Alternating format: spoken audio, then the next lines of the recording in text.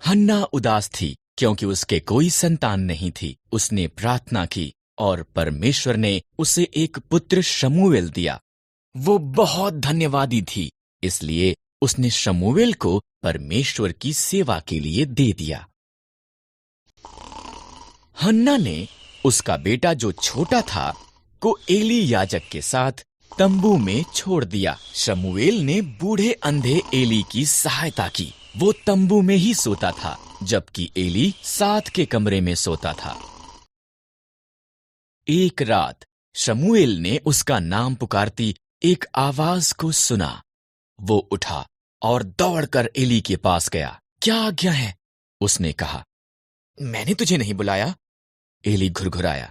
वापस अपने बिस्तर पर चला जा। शमूएल वापस बिस्तर पर चला गया। उसने फिर उसका नाम सुना। शमूएल दौड़कर एली के पास वापस गया।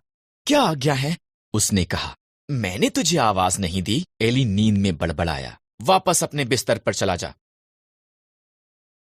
शमूएल के तीसरी बार आवाज सुनने के बाद एली ने कहा, ये प्रभु था। अगर वो दोबारा आवाज लगाता है।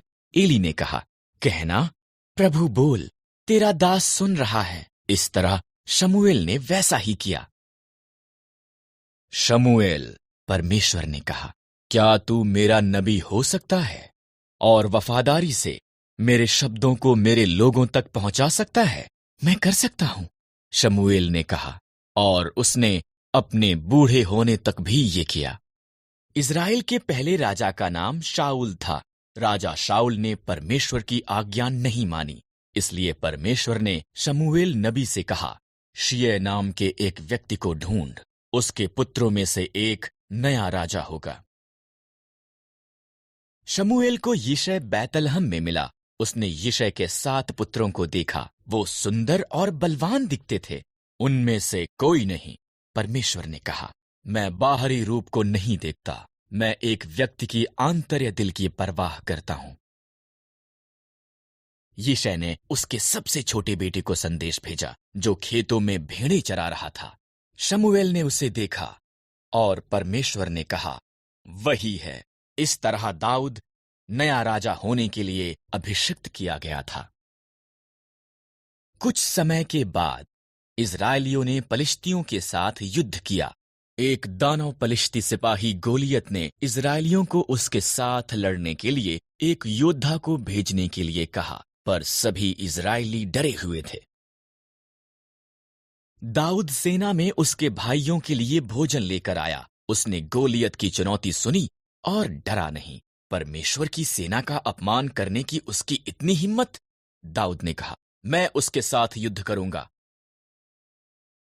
अचंभित हुए राजा शाऊल ने दाऊद को अपने शस्त्र देने की पेशकश की। नहीं, दाऊद ने कहा, परमेश्वर ने जंगली जानवरों को मारने में मेरी सहायता की है। वो गोलियत के विरुद्ध भी मेरी सहायता करेगा। दाऊद ने 5 पत्थर और एक गोफन लिया।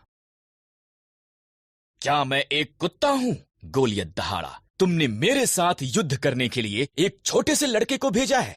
तेरे पास एक भाला है, दाऊद ने कहा, पर मेरे पास इज़राइल के परमेश्वर की सहायता है। दाऊद ने गोफन में पत्थर डाला और घुमा कर मारा। ये गोलियत के माथे में लगा और उसे नीचे गिरा दिया। इज़राइलियों ने पलिश्तियों को हरा दिया। परमेश्वर की सहायता के साथ दाऊद एक हीरो था। दाऊद एक महान राजा बन गया था। तब उसके पुत्र सुलेमान ने राज्य किया। सुलेमान के मरने के बाद परमेश्वर के लोगों के बहुत बुरे राजा हुए। राजा अहाब सब बुरे राजाओं में से एक था। उसकी पत्नी इज़बेल झूठे देवता बाल की आराधना करती थी। इज़बेल ने अहाब और परमेश्वर के लोगों को भी बाल की आराधना के लिए कायल कर लिया। उनके पापों के कारण परमेश्वर ने 7 सालों तक बारिश रोक दी। तब उसने उसके नबी एलिय्याह को राजा अहाब के पास भेजा।